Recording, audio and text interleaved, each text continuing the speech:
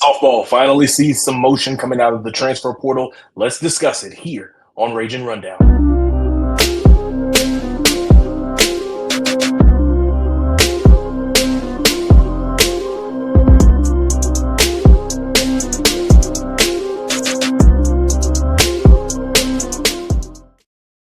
What's good, ladies and gentlemen, and welcome into another episode of Ragin Rundown, the show where you will know all things UL sports. I'm your guy, Jamarcus Fitzpatrick, but you can always call me Fitz. And in today's episode, we will be talking about Louisiana Softball finally seeing a portal commit to their team. We'll also discuss some of the players that will be leaving the program after transferring out. And also, we will give you the latest update on the 2027 football class as the class is continuing to take shape. So let's start off with the latest from the transfer portal as Louisiana Softball gets their first commit in South Carolina transfer pitcher KG Favors.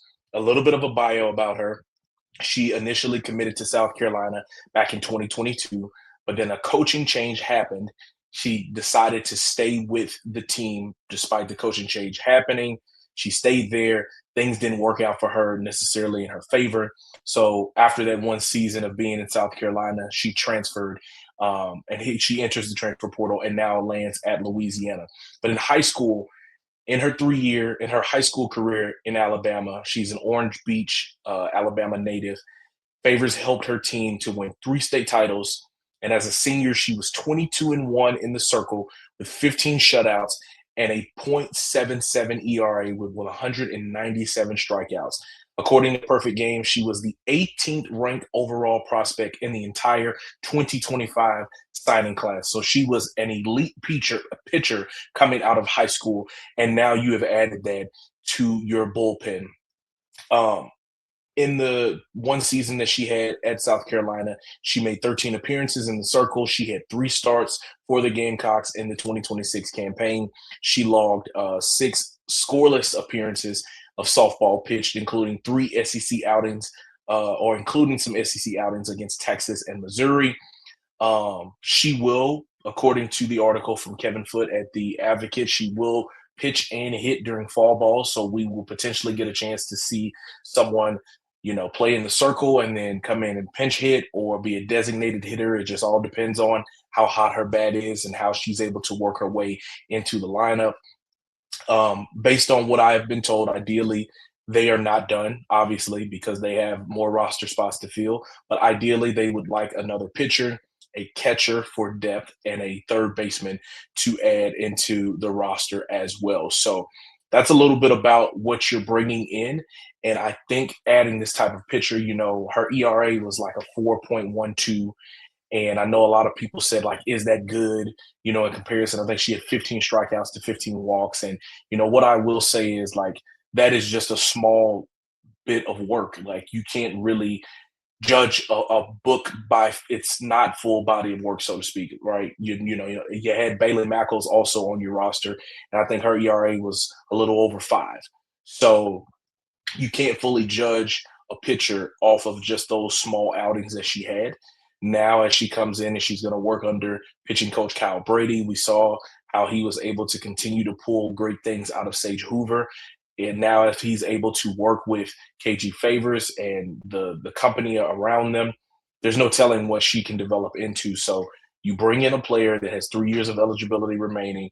You have an opportunity to continue to develop her, and the sky is only the limit based on what you're able to do with her. So you get your first transfer portal commit, and that is truly something that's going to be exciting now as it stands with your roster. She is a part of a very young bullpen, like I mentioned. Sage Hoover is the oldest, being a senior or even a graduate, I think a graduate student, if I'm not mistaken. After that, your next most experienced pitcher is Bailey Mackles, and she only had 6 outings last season.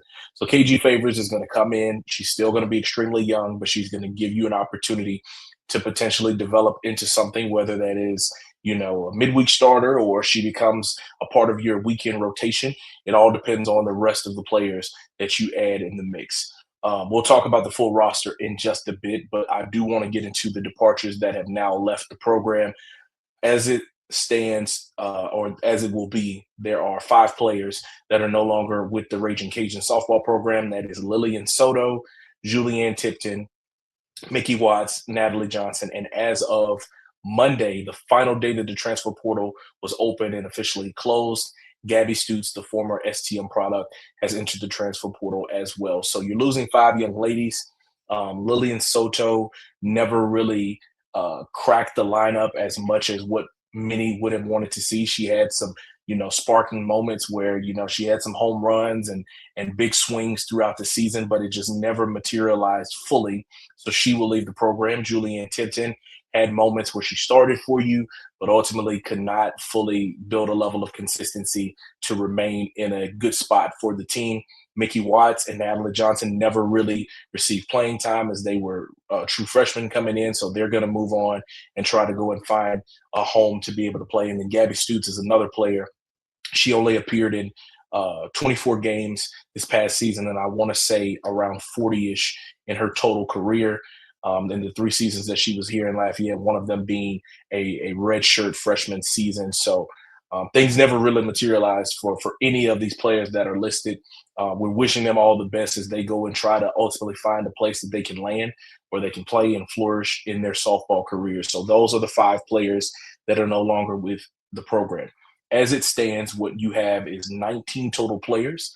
You can have up to 25 total players on your roster. So you have 6 more roster spots available. From a pitching perspective, Sage Hoover, Bailey Mackles, KG Favors, Michaela Ranicky, who's a freshman, Emily Adams, who is a freshman. Michaela Ranicky is a utility player, but she was extremely talented coming out of high school as a pitcher. So I am assuming that she will be in the pitching position. I will ask about that to confirm, but that is what I believe will be in your bullpen. So right now that is 5 pitchers. If you add another, that will make it 6. Your infielders, Mia Lascano, Brooke Otto, Madison Manning, Haley Hart, Emily Smith, Allie Rios, who is a freshman, Tori Gonzalez, who is a freshman. So that is 2, 4, 6, 7 infielders. In the outfield, Deja Williams, who I believe will be a senior, Mia Norwood, Lily Knox, Kennedy Stutes are all returning. So that is 4 outfielders returning. Haley Johnson, who is a freshman, makes it 5. You have 2 catchers, Kennedy Marceau, who's returning for you, and then Zoe Harrington, the North Vermilion product, who is a freshman. So you've got 2 catchers. Like I said, they are looking to add a catcher, a third baseman, and a pitcher. With 6 roster spots, there's no telling if they can fill all 6 of them or what they may try to do as they continue to work to fill out this roster. So like Coach Habetz talked about after their loss in the Sun Belt Conference tournament, they are going to be building around Kennedy Marceau, Brooke Otto, Haley Hart. Those are your core 3 of what you have. And then I also believe she mentioned Mia Lascano as well. Those are the core of what this team is going to be able to be. Those were your all Sun Belt selections. Haley Hart was a freshman of the year. The year before that, Emily Smith was the Sun Belt freshman of the year. So you have 2 great players that you are returning once again. Haley Hart will be 1 more year experienced as a sophomore. Emily Smith will be a junior. So you look at all of those pieces that you're trying to build around, and you bring in this class of freshmen that you have. Now it's going to be important to have some slam dunks in terms of the transfer portal. Last year, it was Madison Manning, Julianne Tipton, Kennedy Marceau, right? You're returning 2 of those transfers. Madison Manning was very solid for you in the moments that she got in at first base, and then Kennedy Marceau was phenomenal as a catcher, being an all Sun Belt member. So now you're going to have to once again cash in and land big in the transfer portal. The portal is officially closed. Some of the more elite players have already signed to their destination. So I'm sure that the staff is in the middle of this rat race trying to find comparable players that can not just come in, but they can come in and help them win right away, because that is the expectation. That is what they are trying to do, which is win right away. The foundation that they have laid, which is the players that I have listed, like I mentioned, Haley Hart, Brooke Otto, Kennedy Marceau, Mia Lascano. Those players being the foundation are going to be important. And not to mention Sage Hoover being your ace in the circle. Those foundational players are going to be important toward the success of this team. If you're able to build around that, then the sky is the limit and things could turn around for the Ragin Cajuns softball program going into 2027. So that is how things are shaping up for the softball program, but things are also coming together really, really well for the Ragin Cajuns football program. They added a pair of commits to the 2027 class. We'll talk about who those young men are when we come back here on Ragin Rundown.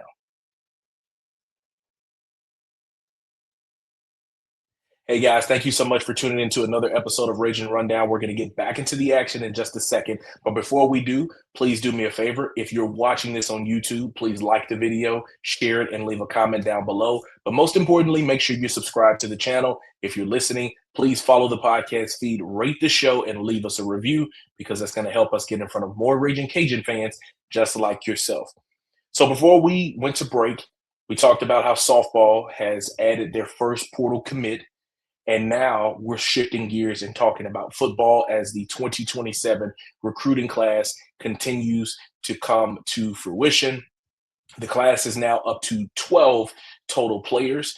We'll talk about the full list in just a second, but the two latest commits that the program added is Wiley athlete Jabriron Blake.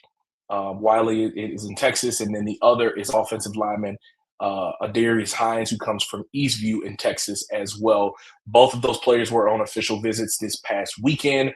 Both of them are choosing UL over the likes of Texas State. Blake chose Louisiana over Texas State. That was one of his other main offers. Meanwhile, Hines chose the Cajuns over Texas State and North Texas. So that is big. You win, once again, a head-to-head recruiting battle. Obviously, Texas State is no longer in the Sun Belt, but that's one more good kick to say, hey, we got a guy over you. You always want to be able to do those in recruiting battles. So kudos to the Cajuns for being able to do that. A little bit about both players. Jabriron Blake is 5'11". He's 180 pounds. He currently plays quarterback at Wiley, but the Cajuns are recruiting him at defensive back. And I know, I saw someone on social saying, how is this guy going to be playing DB when, he's such an elite quarterback? And I hear you on that. But right now, you have Lunch Winfield on the roster. You have Daniel Bill on the roster. You have Coleman Carter on the roster. And you have Sam Altman on the roster. So you have 4 quarterbacks. You're assuming that Lunch will come back for his senior campaign, meaning that you'll have 2 more seasons of Lunch, counting this season and the next season. So you'll have him and all 4 of those other quarterbacks, assuming that none of them leave. You're also signing Tam Anderson, who's already in this class as well. So you're talking about 5 quarterbacks. Adding a 6th quarterback doesn't really add as much value, especially with 3 other guys outside of Lunch being well integrated into the program and understanding what it's going to take to run the offense already. So it doesn't make a ton of sense to keep him at the quarterback position. Moving him to DB is a completely different story because you can move him in different spots. You can use him as a corner. You can use him at the star position. He has elite speed. According to his Twitter account, he was clocked at a 4.35 in the 40. You cannot teach that. You cannot coach that. That is God-given ability. So to have that, I think having that on the defensive side of the ball is a little bit more of an explosive skill set that you can have. You think about a player like a Brent Gordon Jr., who at Cecilia was a two-way player. He played on the offensive side and he played on the defensive side. And I know we saw players like him, like Travis Hunter and so many others, play on both sides of the ball, and we want to see that happening, or we want to see someone lean more towards offense because that is what sells tickets. But if you can take a skill set like that and put it on defense, you can always tell them, hey, we're going to create a package for you where we're going to toss you a speed sweep, or we're going to give you a bubble screen, or we're going to, line you up and give it to you on a jet sweep. You can figure out how to utilize him in your offense. But I think he's going to be better suited on the defensive side of the ball because of the type of skill that he has, which is elite speed. So that is a little bit about him. And then on the offensive line, Adarius Hines is 6'6", 325 pounds. According to his Twitter account, he received the offer while being on the official visit with the Cajuns. So that is a quick target. They go ahead and they are able to get him in the building. They show him love, and he instantly commits. An instant commit is kind of one of the best ones that you can possibly have, because that means that your first impression was the best impression. When you're able to garner that relationship so well that on the first meeting or the initial meeting, which is the official visit, it is, hey, I want to be here. Like, I'm here. I like it here. I've been to other places. I'm going to go ahead and lock down and be here. So you're adding a fellow Trench Warrior to the mix. On his Twitter account, he says that he is a 3-star. I could not find a star rating according to any other publications, but he is, from what I've seen on tape, a mauler. He's very elite in the trenches, and so that adds to the mix also with this recruiting class. So as it stands, you currently have 12 total commits to the 2027 class, and it is as follows. The first commit from this class was tight end Bryce Coleman from Shadow Creek. The next was Kobe Smith, the defensive lineman from Avoyelles. After that, it's Rob Taylor, the wide receiver from Faraday. Tam Anderson, the quarterback from Westbrook. Noah Ernst, another offensive lineman from Angleton. John Walker, the wide receiver from Plaquemine. Mason Smith, the defensive lineman from University Lab. Landon Orty, the safety from STM. Caleb White, the DB from Summer Creek. Gavin Cooper Jr., the DB from Archbishop Rummel. Jabriron Blake, and Ardarius Hines. So you have 2 offensive linemen. You have multiple DBs. So Jabriron is going to be considered 1. So that's 1. Gavin Cooper is 2. Caleb White is 3. Landon Orty is a safety. That's a DB considered 4. So you have 4 DBs, 2 wide receivers, a defensive lineman, a quarterback, and a tight end. So you're just about kind of getting all over as you want to be. Oh, and not to mention, I forgot to say that Landon Orty will be moving to linebacker. So even though he is a safety, he is considered a linebacker. So you've got a good mixture of every position just about covered. We know that the Cajuns build through the high school ranks. So this is probably about maybe a quarter or almost a halfway point of where they want this class to be. I'm assuming that they'll probably make a strong push to try to go and get at least another 18 players and however many more that they're able to build up, because obviously the more the merrier, especially in this transfer portal era. You never know what can happen.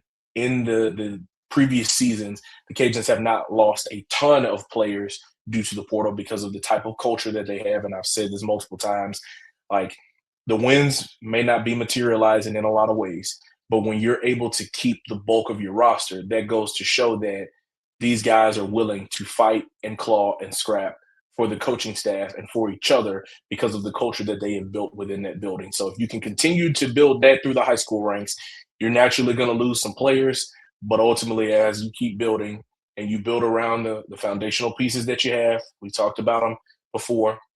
You have Lunch Winfield, their quarterback. You have Brent Gordon Jr. on the defensive side of the ball. You have defensive linemen like Fitzgerald West. You have some great running backs coming out that have not had as much playing time, but what we saw during the spring and the episodes that we've talked about that you can check out, they will be a huge piece to the success of this offense. Sheldon Sampson at receiver. You have foundational pieces that you are going to be able to build around. Now the thing is being able to convert it into wins. That's all what it's going to boil down to. But that's how your 2027 class is shaping up as of now. And that's only going to build up more excitement as we push toward the fall when the Cajuns open the season on September 5th against Lamar. That's going to wrap up this episode of Ragin Rundown. If you've made it to this point in the episode, thank you so much. If you're watching on YouTube, please do me a favor. Please like this video, share it, and leave a comment down below. But most importantly, make sure you're subscribed to the channel. If you're listening, please follow the podcast feed, rate the show, and leave us a review because that's going to help us get in front of more Ragin Cajun fans just like yourself. I'm your guy, Jamarcus Fitzpatrick. We'll see you guys next time.